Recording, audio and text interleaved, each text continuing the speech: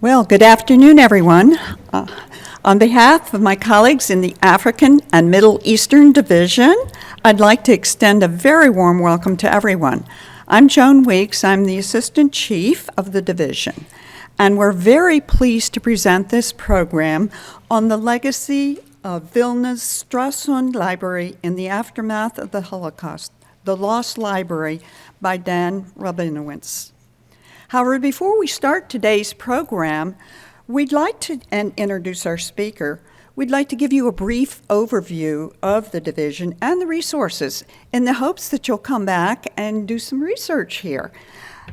Ahmed, as we call the African and Middle Eastern Division, is comprised of 3 sections that build and serve the collections to researchers from around the world. We cover over 78 countries and more than 24 languages. The Africa section includes all 61 countries in sub-Saharan Africa. The section continues to advise and collaborate with the library's acquisition program through the Nairobi Overseas Office. The Near East section covers all of the Arab countries, including North Africa, the Middle East, Turkey, Central Asia, Iran, and Afghanistan, Armenia, and Georgia. And the Hebraic section is responsible for Judaica and Hebraica worldwide. And Sharon Horowitz will provide a few more details about the Hebraic section and introduce the speaker. But I'd also like to invite you to try out our Four Corners blog with special posts by our Hispanic, European, and Asian African Middle Eastern Division specialists, as well as Facebook for social media.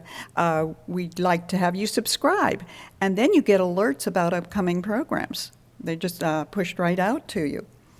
And we have a few bookmarks and flyers around if you're interested in that.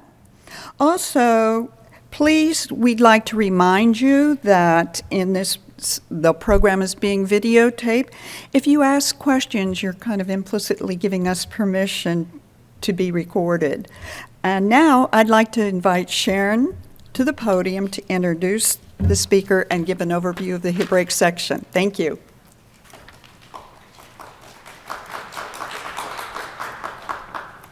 Thank you, Joan. As you've heard, my name is Sharon Horowitz. I'm a reference librarian in the Hebraic section. Thank you all for coming today. The Hebraic section marks its beginnings in 1912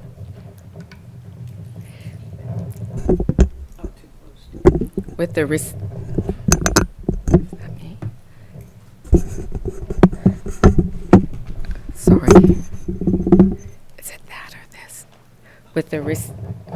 with the receipt of 10,000 Hebrew books and pamphlets whose purchase was made possible by a gift from New York philanthropist Jacob Schiff.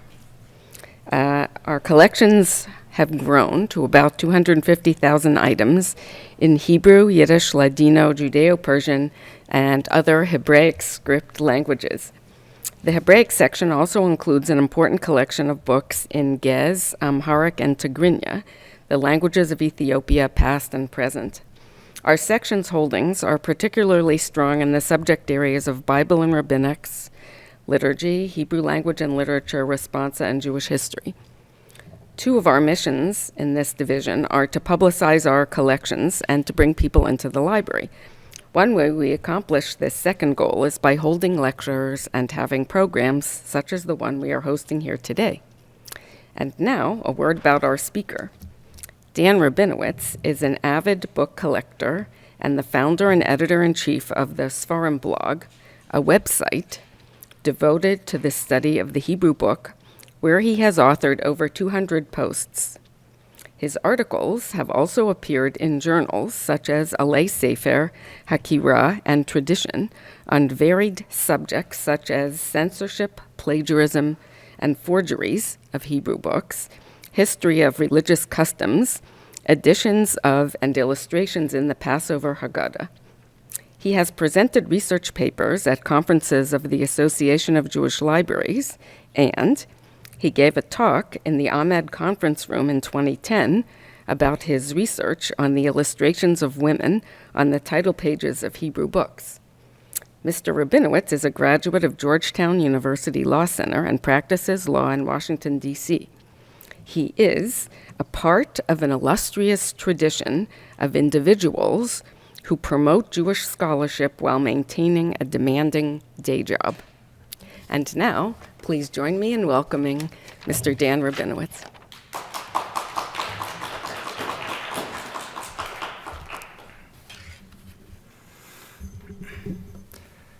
Hello, good afternoon. Thank you, Sharon, for that introduction, and thank you to everyone in the library and especially in the Hebraic section. I myself have been a beneficiary of the Hebraic section for now decades. Actually, the story of my book, almost in a way, begins in the Hebraic section. In the summer of 1998, I was an intern here, and I was just trying to begin my own collection. And at the time in Washington, D.C., as will come to surprise to no one, there aren't that many out-of-print bookstores specializing in rare Hebraica. So I was at a loss as to where to go about doing this. I tried Baltimore, I tried talking to a couple people in New York, but it just never seemed to line up for me. And then one day for lunch, I was walking around back here, and I came upon a stack of book dealers' catalogs. It was around 6 months of a book dealer's catalog. And I started opening them and reading them, and it's all these books that I had been, in my head, I had created a list, and they're all here in 6 months of the catalog, in just 6 months. And I can only imagine if I'd actually meet him and, what else he would have available. So on the catalog at the time, it only had two options for contacting the book dealer. It was either via fax or an Israeli P.O. box. So being more on the technology side, I decided I'll go ahead and send a fax. I send a fax of my list, and lo and behold, I hear absolutely nothing. And then I send another fax, and I hear nothing. I finally mailed to the P.O. box. I hear nothing. But then one day I get a call from a friend in New York that this book dealer is going to be in New York, and he's willing to meet with me.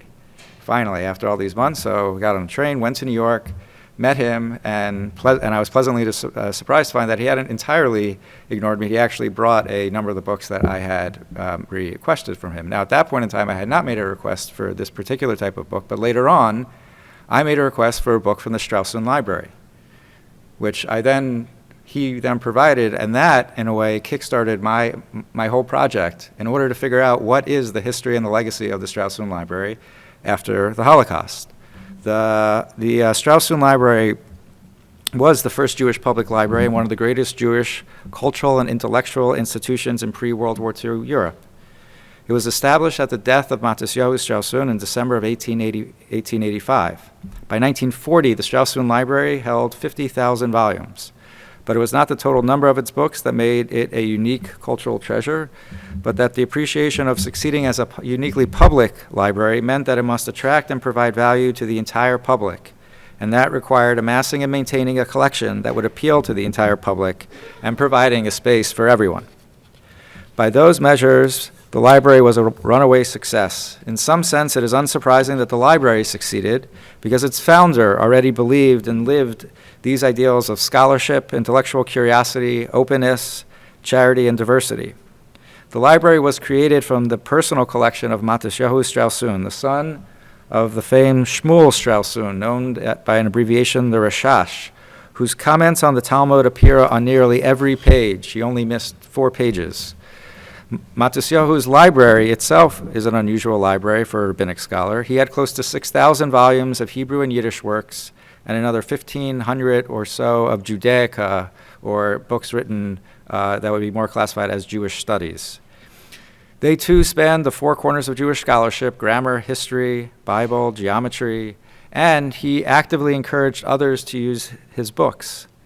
He regularly hosted what we would, I guess, best refer to as a salon at his house, and most of the people that visited Vilna, which itself was considered one of the greatest cities in Eastern Europe, made the trek to Matisyahu's house.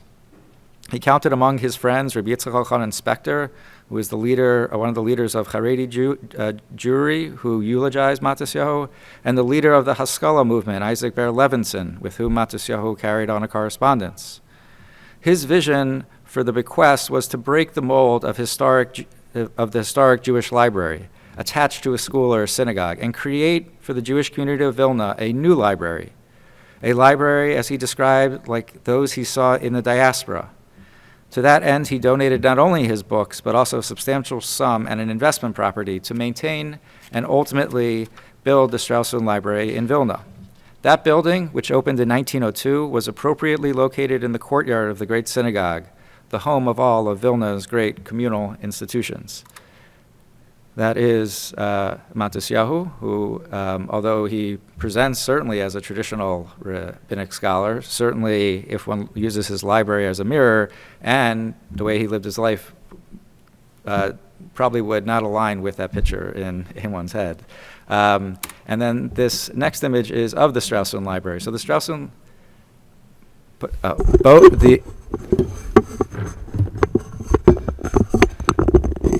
the Strashun Library is the building that appears in the bottom right with the arched windows, and above it, that has the roof element, that's actually a portion of the Great Synagogue. So when the Strashun Library was put in, you can actually see that it blocked a portion of the building that was behind it, which was the Great Synagogue.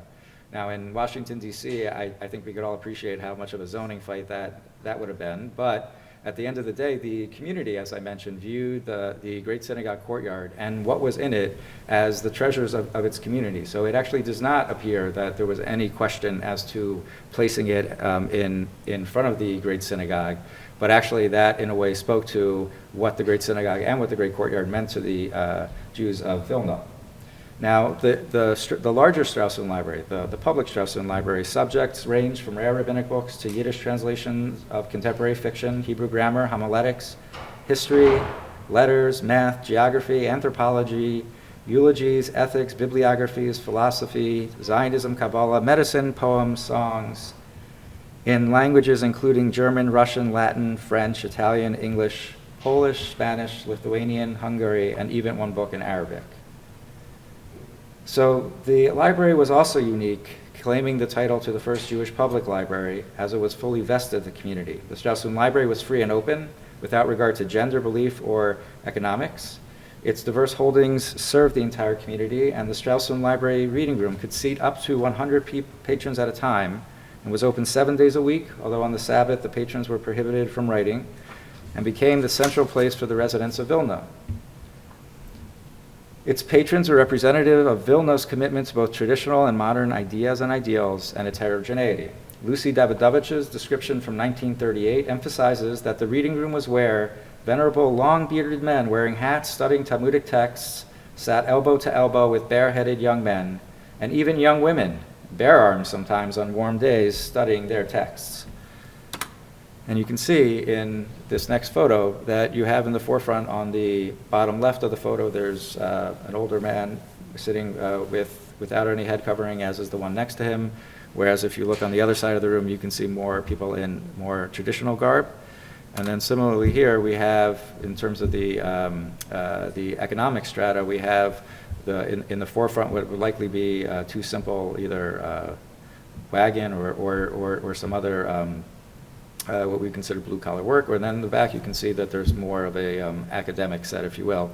And these photos and depictions are certainly, we have no reason to doubt their accuracy. In fact, this particular description that Davidovich gives in 1938, where the men and the women and the scholars and those from more secular backgrounds appears over and over and over again, almost word for word, from 1902. Now, in terms of personalities, similarly, it attracted a very diverse set of personalities. Zalman Reisen, who was one of the great Yiddish writers, visited. The historian Simon Zubnow used the library to write his history of Russian Jewry. And the leader of Haredi Judaism, Yisrael Meir Kagan, known as the Chavetz Chaim, likely used the library for his most famous work, the Mishnah Berurah. Vilna's chief rabbi, Reb Chaim Ozer, who was among the select few with lending privileges, of which he exercised often.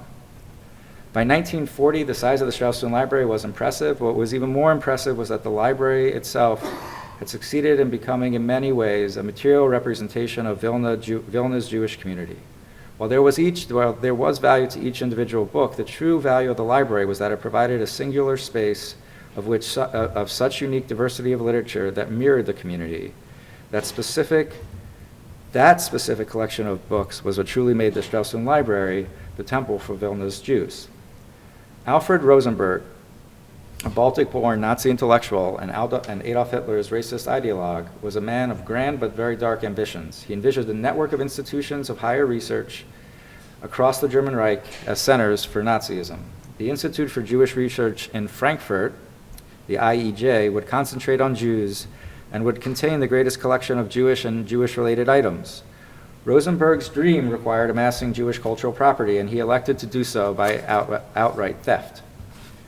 On July 1st, 1940, Rosenberg petitioned Hitler for his consent to establish an organization to loot and plunder items that would form the foundation of his institute. Hitler's reply was almost immediate, and almost on that same week, Rosenberg received the Führer's formal blessing to unleash throughout the German territories a program of limitless looting and plunder of valuable property for the Frankfurt Institute. Rosenberg formed a special unit, the ERR, to implement the program. Rosenberg was discerning regarding his mandate and did not suck up everything that crossed his path. Instead, Rosenberg targeted only what he considered valuable property to implement his goal of looting sufficiently Jewish, religious, and cultural property that would support his institution. Almost immediately, beginning with the Western European countries, the task force began plundering the great Jewish libraries of Europe. 1 month after the Nazis occupied France, they carried away 1,400 crates from French institutions, including 300 manuscripts and many fragments from the Cairo Geniza. Rosenberg also seized many libraries throughout Western Europe belonging to the Rothschilds, totaling approximately 28,000 volumes. Indeed, in the spring of 1941, less than a year after he began his quest, Rosenberg boasted that the Institute's Frankfurt Library is already the largest in the world dealing with Judaism, and that in the coming years it will be enlarged most decisively. The ERR was so successful in the pursuit of its mission that the Institute was unable to cope with the massive numbers of items the ERR returned to Frankfurt. Nearly all remained in their crates uncatalogued, never making their way into the Institute's library. However, some books were cataloged, and those were mainly from German libraries looted in 1938 and 1939 after Kristallnacht. An example of such a book is this one, which is a commentary on one of the allegedly second century lists biographies of the second century rabbis. And it was published in Warsaw in 1866. And the book was one of these books that was actually made its way out of the crates and was cataloged. Now, the way that we can see that, first of all, if you look on the bottom left, you can see that it's been stamped with the swastika, and around the swastika has it has the legend of Rosenberg's Institute. And then on the next page, we can see that we actually have the cataloging notes are on the verso of the page. It has the title and author, etc., rendered into German and transliterated. So this is actually one of those books that ERR had time. Once they received it, they then took it out of the box, they stamped it, cataloged it, and then presumably put it on a bookshelf. But the delay in doing that proved auspicious and spared many of the looted books from the fate of the majority of Frankfurt's library, where aerial bombing destroyed most of its collection. Instead, once Frankfurt was threatened by the Allies, the Nazis moved the crated books to safer locations outside the city. Thus, nearly all the plundered material sent to Frankfurt remained in deep storage and protected from the ravages of war. Rosenberg's Institute acted as an ark for this plundered property, saving the most important European Jewish treasures, the last symbols of the greatness of the no longer extant population that otherwise likely would have been gone the way of the millions of Jews and forever lost. Operation Barbarossa, the campaign to blitzkrieg the Baltics and the Ukraine, began on June 22, 1941. The next day, Vilna found itself the target of a terrible aerial bombardment. 2 days later, the Nazis entered Vilna, and that 1 week later, two specialists, Dr. Johannes Pohl and Dr. Herbert Gotthard, of the Rosenberg detail arrived in Vilna and began surveying its Jewish cultural materials, both of whom were well suited for the job. Pohl held a keen interest in Jews and Judaica and was the director of Frankfurt's Institute and the Frankfurt Institute's Hebraica collection. He had written a book on the Talmud and regularly wrote for the anti-Semitic magazine Der Strömer and advocated a course of study Jewish Studies Without Jews, and he may even attended the Hebrew University for a brief period of time. Gotthard, a librarian, taught Oriental and Biblical Studies at the Berlin University. Gotthard and Paul's first target was the Strashun Library. They conscripted 3 Jewish scholars who were given a team of workers to sort through the library and separate the important books for shipment to Frankfurt. Isaac Strashun, Matisyahu's nephew and the director of the Strashun Library since 1894, was unable to bear the raiding of the Strashun Library and committed suicide, hanging himself by his tefillin straps. The personal diaries of 2 of the main characters involved Herman Kruk and Zelig Kamenovich. They were both conscripted to sort and select the books and recorded their experiences under the Nazis and hid those in the Vilna Ghetto for later recovery. The Nazis eventually sent Kruk to a concentration camp in Estonia, where he continued to write his diaries. And on September 17th, 1944, he buried the last of those. And the next day, one day before the Soviets liberated the camps, the Nazis shot Kruk. Kamenovich, too, was sent to a concentration camp in Estonia, where he died in 1944. However, after the war, other people came back to Vilna and unearthed both of their diaries, and we owe them a great debt, both for this story as well as for many others of what occurred in the Vilna Ghetto. The Nazis moved the Strashun Library books to the Vilnius University to provide the team of Jewish sorters with spacious areas for their work. The university's Marxist-Lenin book collection occupied a portion of that same space.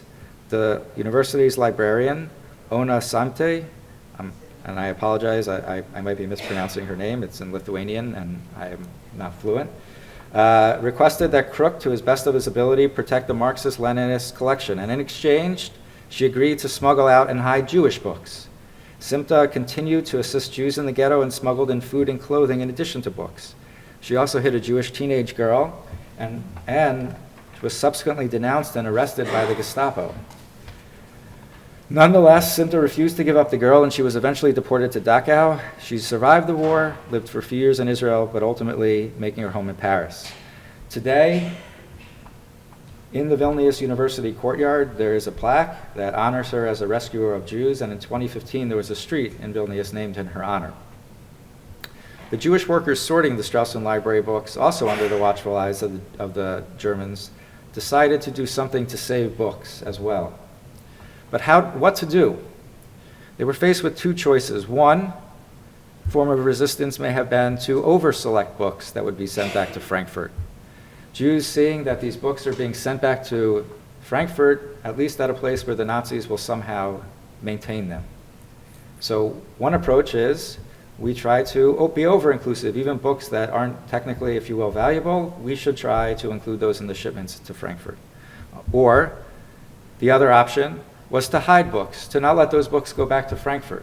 But that ran the risk of hiding them in the ghetto that was rapidly deteriorating. Daily people were being taken out and shot, buildings were being destroyed, etc., etc. So what to do? Their quandary was actually succinctly articulated by Kruk, who expressed his frustration as to the uncertainty of the situation. He admitted that there was a potential that no matter how altruistic their actions, in hindsight, he refers to themselves as that they may prove to be gravediggers rather than saviors of the Strashun Library. Nonetheless, despite both the uncertainty as well as the potential penalties, Jews began stealing and hiding books throughout the Vilna Ghetto.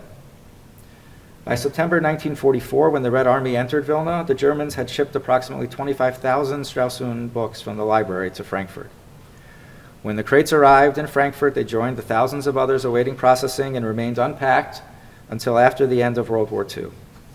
Most of Vilna's Jewish residents suffered a much worse fate. 2 months after the Nazis arrived, they established 2 ghettos, number 1 and 2. Number 2 was comprised of the old Jewish quarter where the Strashun Library was, and the Nazis filled it with mostly the elderly and those unable to work.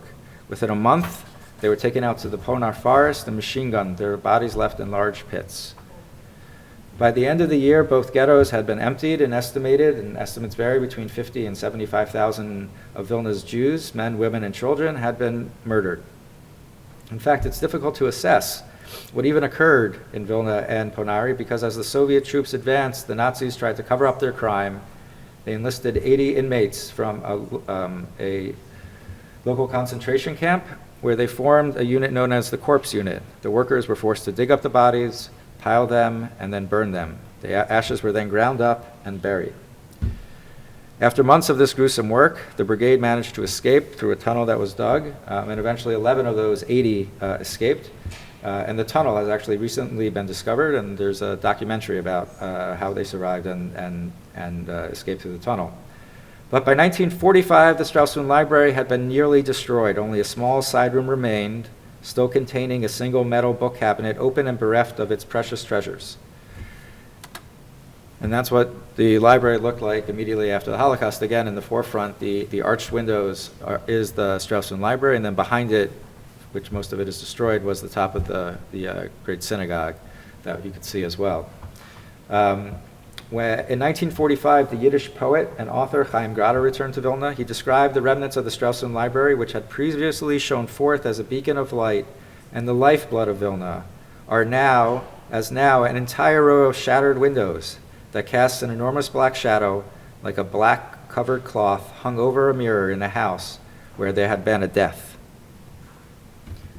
In addition to the Frankfurt scheme, the Nazis also sought to create another library from looted Jewish property, in this instance entirely for propaganda purposes. The Theresienstadt Ghetto served a vital propaganda function for the Germans.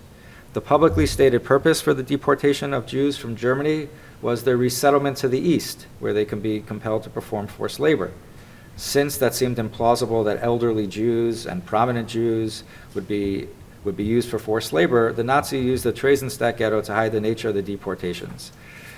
In Nazi propaganda literature, Theresienstadt is cynically referred to as a spa town, where elderly German Jews could retire in safety.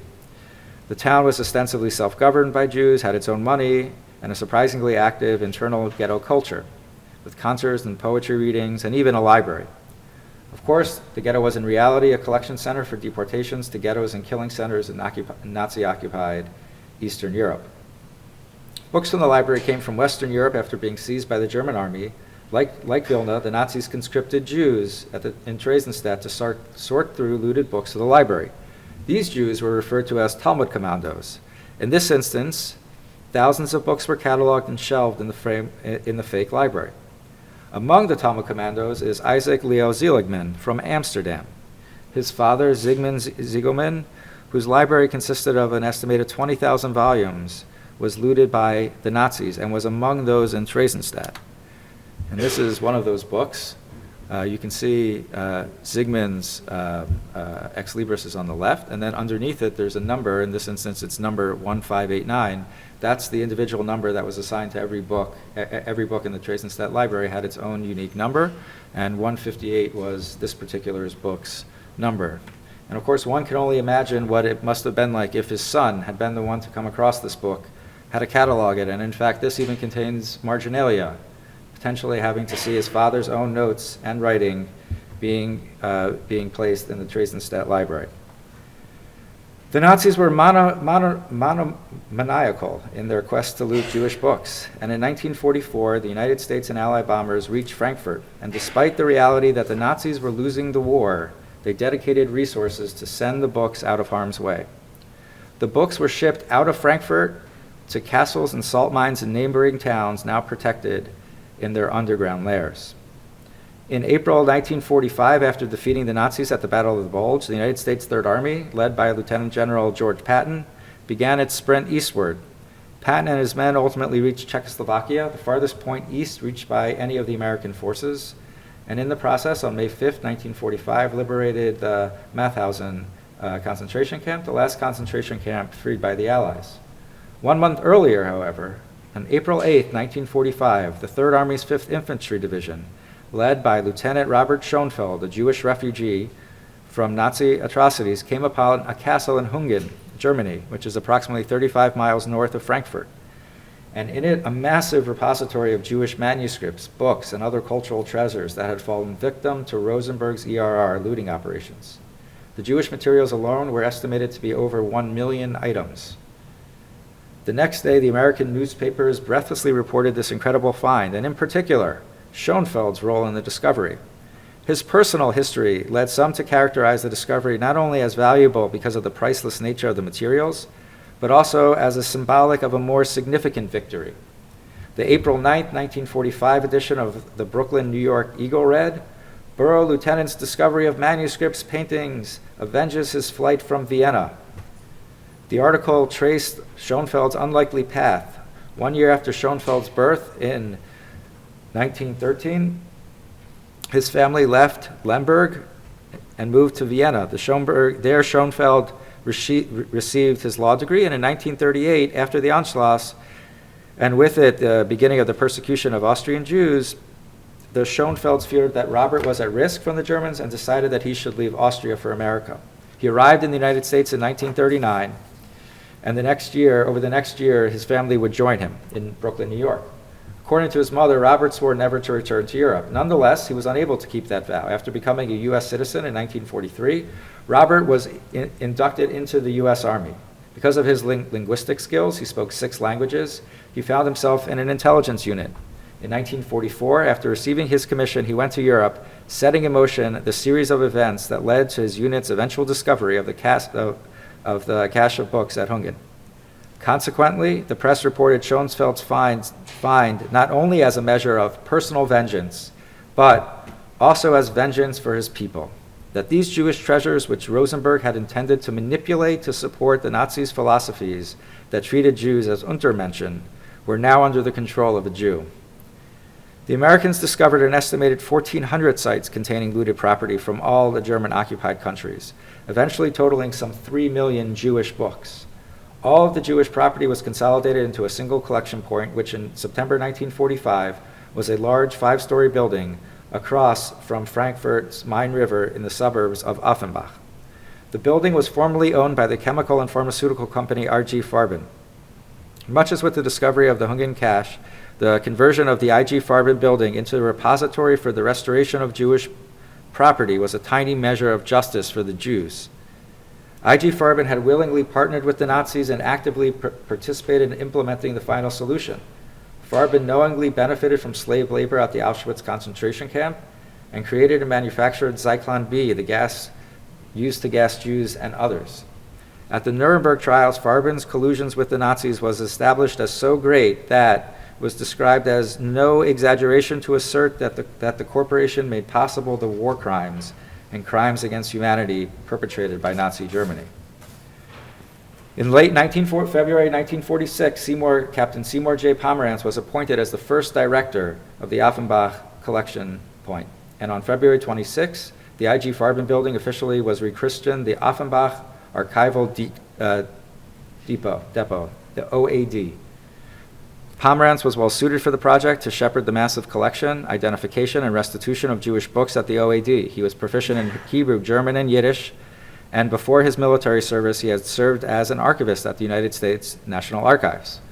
Like Schoenfeld, Pomerantz had served in the OSS, the precursor to the CIA, and in the months before arriving at the OAD, Pomerantz was surveying archival materials in other parts of Germany. Perhaps most important for the task at hand, Pomerantz possessed considerable military administrative experience. The numbers of libraries identified at the OIDA was incredible. For example, by March 1946, less than a month in, the staff had identified 67 institutional libraries, 257 private libraries from Germany alone.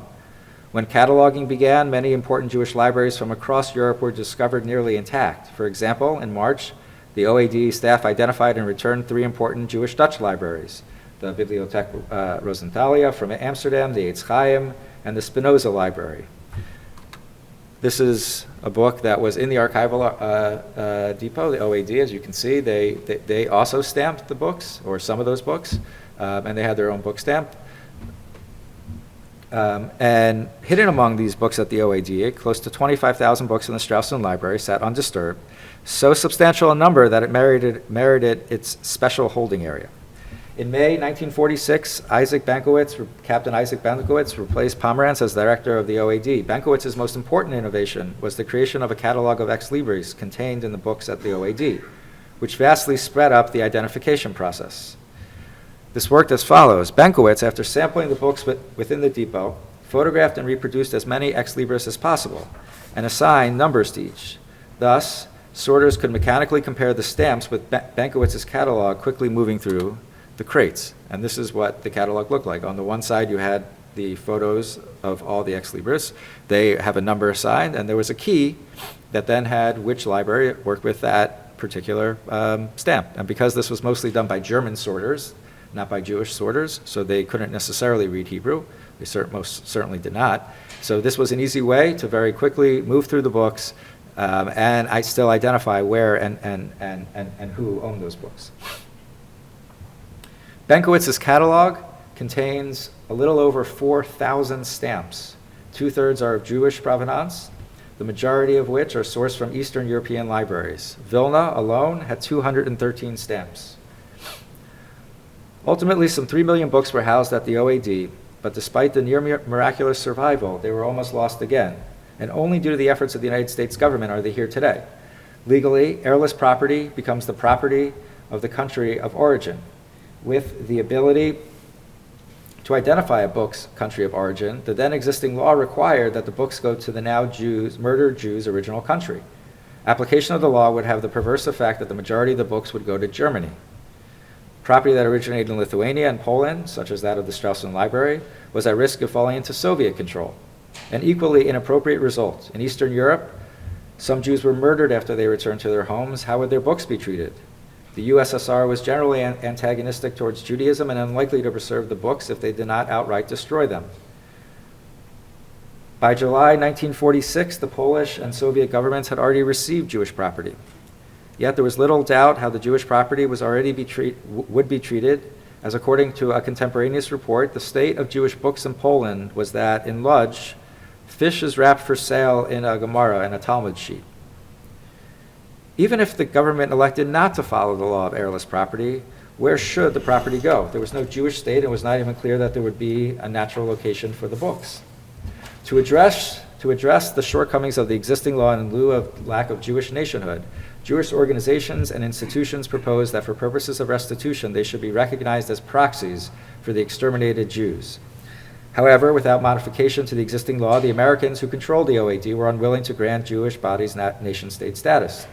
Only after protracted negotiations and without the consent of the other allies did the U.S. government, acting unilaterally, revise existing law, after which a single Jewish organization was acknowledged as a legitimate destination for Jewish property. A system of preference destinations established Hebrew University at the top, and any duplicates or books they were not interested would then go to the next down the list. The books that went to the United States were dispersed among institutions that had a connection to Jewish books, universities with Jewish libraries, including Brandeis, Harvard, Columbia, and Yale, as well as yeshivot and schools such as Yeshiva Chaim Berlin, Torah Vodaas, Ner Israel, Yeshiva University were also recipients. The debt to the United States Army for saving these books is difficult to overstate. However, it is not only these books it saved, but also sought to assist in reviving Jewish education and providing hope for those in displaced persons camps in the United States zone of occupation. Aside from caring for those survivors' physical needs, the United States Army also enabled Jewish practice and study. It provided matzot on Pesach and distributed megillot on Purim and the government printed books. One such book is the complete edition of the Talmud, published in 1948 in Munich. And you can see on the title page, it's very unusual. On the bottom, the bottom frame is that of a concentration camp, and the top frame is a depiction of Jerusalem with the Hebrew underneath it, reading that from servitude or from slavery to freedom, and from darkness to a great light we shall go. This Talmud was printed by the United States Army on behalf of the displaced persons. This edition is a testament to the unprecedented generosity of the Army. 2 dedications appear at the front of each volume, one in English and the other in Hebrew. The chief rabbi of the American Zone wrote in the English one, "This edition of the Talmud is dedicated to the United States Army. This army played a major role in the rescue of Jewish people from total annihilation, and after the defeat of Hitler, bore the major burden of sustaining the DPs of the Jewish faith. This special edition of the Talmud, published in the very land where but a short time ago everything Jewish and of Jewish inspiration was an anathema, will remain a symbol of the indestructibility of the Torah." The Hebrew dedication is even more explicit as to the enormous debt and how unusual it is that the government participated in this publication. The dedication acknowledges that this is extraordinary because historically governments have never supported the printing of the Talmud, and in many instances were outright hostile to the Talmud. This is the first time in Jewish history that a government has sponsored the printing of the Talmud. The Strashun Library books, too, would benefit from the largesse and the compassion of the United States government. With nearly half the library intact under the protection of the U.S. government, now it was possible the Strashun Library would be brought back to life and provide a material symbol to its murdered patrons. The then Librarian of Congress, Theodore Gaster, proved prescient, though, when soon after the discovery of the books at Hungen, he expressed his fear that, at the present moment, the various Jewish institutions here are interested in staking claims to Jewish materials recovered in Germany.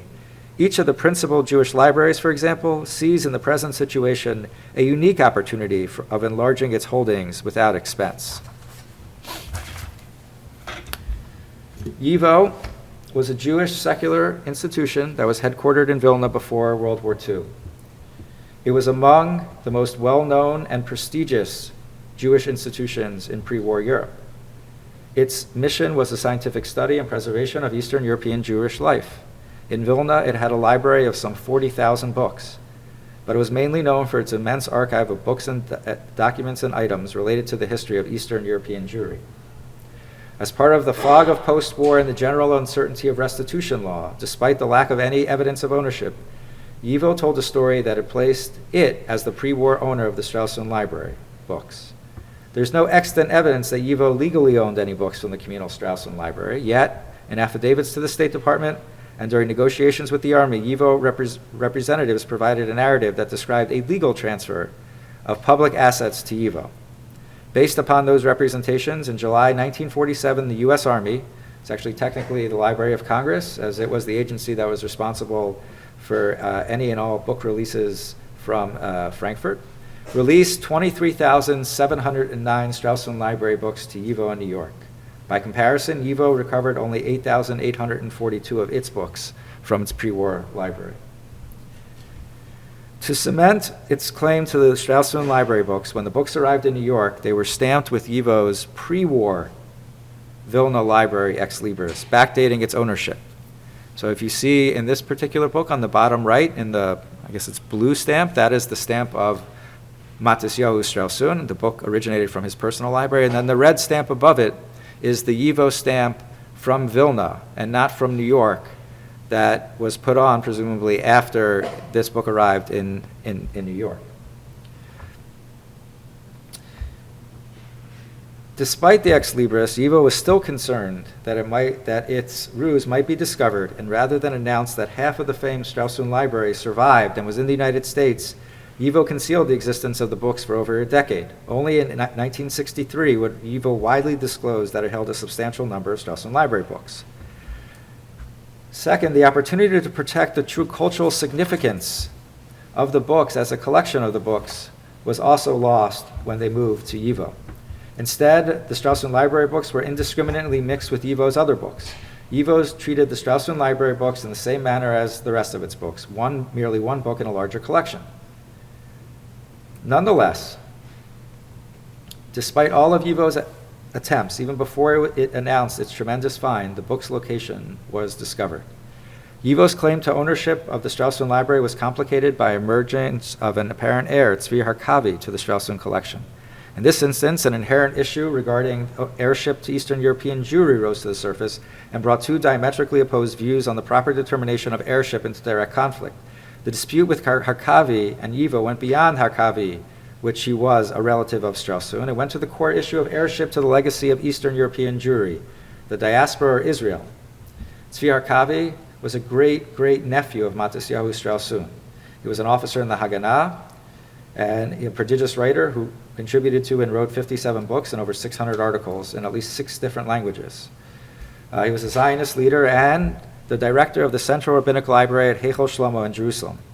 In Harkavi's mind, the Strashun Library's landlord and custodian, YIVO, a secular Yiddish organization in New York, lacked any obvious connection to the Strashun Library, a diverse home of religious texts. Instead, Harkavi imagined Jerusalem as the Strashun Library's rightful post-war home, where it would reside as a library whose collections and patrons better reflected the Strashun's core holdings, rabbinics.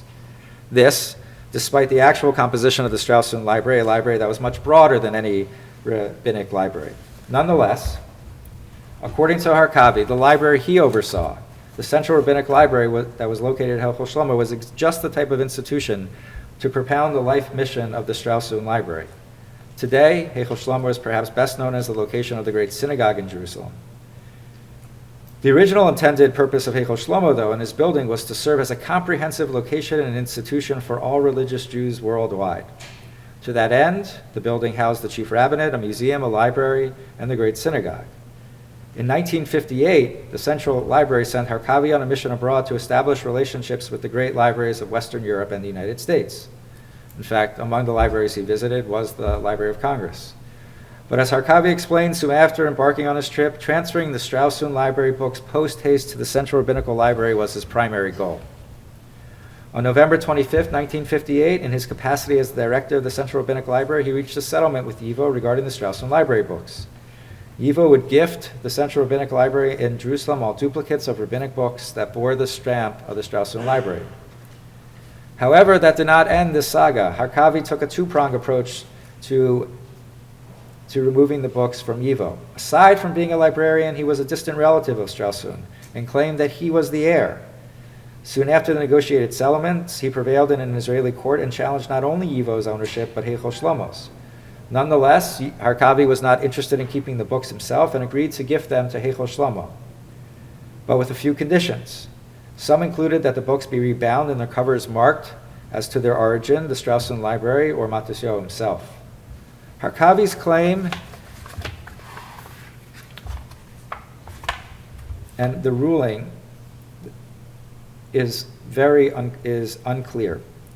Even assuming that he was qualified to be the heir of Matisyahu, and that is not at all clear, as his connection was through Matisyahu's sister, who was explicitly cut out of the will. The books did not belong to Matisyahu, but to the greater public library that had, as well, been specifically excluded from the law of familial inheritance. Despite the questionable nature of his ownership, like YIVO, Harkavi had the book stamped, indicating his ownership. So this is a book that was not only at YIVO, which you can see on the top left of it, the red sticker, but then underneath there are two other additional stickers at the stamps or ex libris at the bottom. The one indicates that YIVO gifted this book to Heichel Shlomo, and then the other one on the bottom right indicates that this book was gifted to Heichel Shlomo by Matisyahu's sole heir, Tzvi Harkavi. So both claimed the same donation. So we have on the upper corner the square is, I guess it's on the left, is YIVO. The two on the bottom, one is in Hebrew from Harkavi, from Yiddish is from YIVO, and then directly above that, the octagonal one is from Heichel Shlomo. And then if we want to keep going on this particular one on the top as well, we have the original donor to the Strashun Library, his book stamp. So we can trace the book from when it was printed, who the first owner was, who then donated it to the Strashun Library. That's one stamp. We then have another stamp of the actual Strashun Library, which is the circular one on the right-hand side. We then have on the top right, we move back to where we have the YIVO stamp. We then drop to the two bottom ones where we have the two donation stamps, and then we move slightly up where we have the octagonal stamps. Now I'm going to ask you all to repeat that.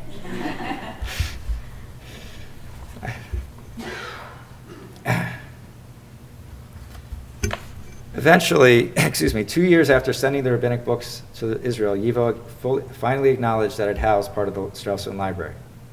Despite all the efforts expended to obtain the books, neither YIVO nor the rabbinic library proved a good custodians. In 2009, YIVO had auctioned off what it described as duplicates, including among those were some Strashun Library books. This, despite the historic symbolism that is attached to those books, raising the question when, if ever, a Strashun Library book can be deemed a duplicate. If there was another of the same book in YIVO's collection, then that one should have been selected as a duplicate. But the Strashun Library books at Heichel Shlomo suffered a far worse fate. When the books arrived at Heichel Shlomo, they were rebound and the covers embossed with the new provenance. However, that process also destroyed any ephemera that were on the end pages, and also during the binding process, some books' margins were trimmed to conform with cover sizes, resulting in the loss of text. In the early 2000s, contrary to the explicit provisions of Harkavi's gifts, All of the Strashun Library books were sold. Indeed, the Central Rabbinic Library no longer exists, and its holdings were entirely gutted, crated up, and sold en masse to book dealers without regard to their contents. Locating another institution or otherwise preserving the Strashun Library books was not even attempted. The books were boxed and at times sold in bulk without even a cursory examination. Here, there was no selection, no attempt to identify and save the most valuable books, or at the very least, donate them to a similar institution that would keep them intact, preserving a modicum of Vilnius history. In the end, however, there remains one other collection of the Strashun Library books in their original home in Vilna, today Vilnius. Those books are the ones that Jews so courageously risked their lives to hide. Hidden in an underground bunker in Ghetto number 1, they survived. More accurately, 2 bunkers served as hiding places. In a nearly unbelievable twist of fate, for months the books were hidden in a bunker that was at number 6 Strashun Street. There was a street named after Matisyahu in Vilnius. For an unknown reason, the day before the Nazis discovered that bunker and had all its contents destroyed, the Strashun Library books were moved to a bunker next door where they survived. After the war, like Crook's diary, they were unearthed and eventually moved to a massive storage facility by the books, where they were nationalized by the Lithuanian government, and where they lay undisturbed, slowly decaying, until after the fall of the Soviet Union. Today, they have been unearthed yet again and are in the process of being cataloged and digitized. YIVO, too, has taken significant strides to preserve the Strashun Library books. They have mounted 2 exhibits regarding the library and are nearly finished digitizing their books from the Strashun Library and coordinating with the Lithuanians to recreate the entire library, filling in with books from other collections when those books no longer survive in either library. I know I'm almost out of time. I just have one book to show for today, and this one I didn't want to put on the screen because it's very hard to, I think, appreciate what it is. If you'll just, and afterwards you're welcome to come up and take a closer look.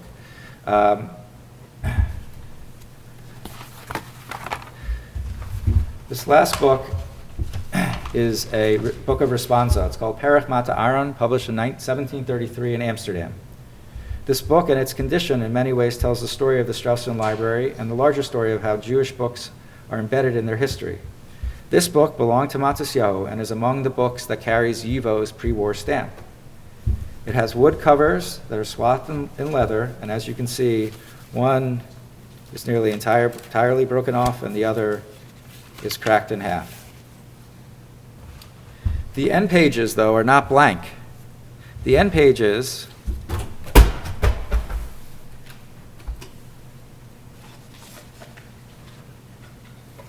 are comprised of a very, very rare pamphlet that was used to create the end pages, presumably when this wood cover was originally put on.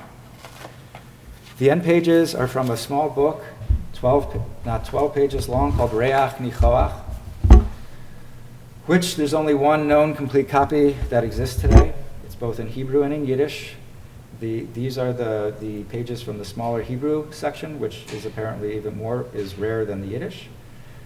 The book also carries, that book was printed in Fürth, Germany. So presumably when this book was brown, it was originally printed in Amsterdam, then at some point in time, probably around the time that the Reach Nichoach was published, was rebound in Fürth.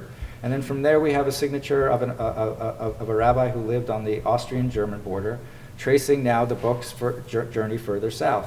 At some time, the book made, if you will, a slight U-turn and made its way north, up from the German-Austrian border all the way up to Lithuania, where it made it to Matisyahu's library, and then ultimately to the public Strashun Library, and from there to Frankfurt, from there to YIVO, New York, and then now to me in Washington, D.C. For an all too brief period of time, I took binding lessons from the former chief conservationist here at the Library of Congress. In his capable hands, the most tattered and dirty book could be restored to near pristine condition. But when it came to Jewish books, he questioned whether restoration was ever appropriate. Jewish books, he explained, are representative of the Jewish people. For centuries, they have wandered the planet where they have suffered an untold number of abuses, discriminations, pogroms, and of course, Holocaust. Despite all of those cruelties, Jews have survived, tattered but resolute. These books, too, have traveled across the world and back, their owners refusing to part with them, protecting them, studying them, nourishing the wisdom within them.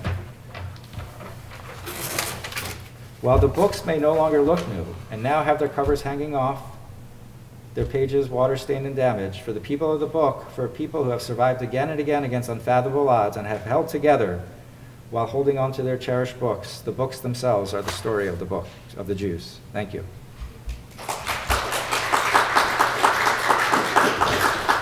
I'm happy to take questions. Yeah, we'll start getting them. Yeah. Thank you very much for a very, very interesting presentation about this library. You're saying that they're trying to reconstruct the Strashun Library. I saw the one catalog listing. Can you kind of go into more detail about how they know what else was in there? Sure. So we do not have a complete record of the larger library. We do have or almost complete record of his library. His library was cataloged, and there was a published catalog after he passed. They did a catalog of his particular books. As to the larger Strashun Library, we don't have an exact catalog of that yet.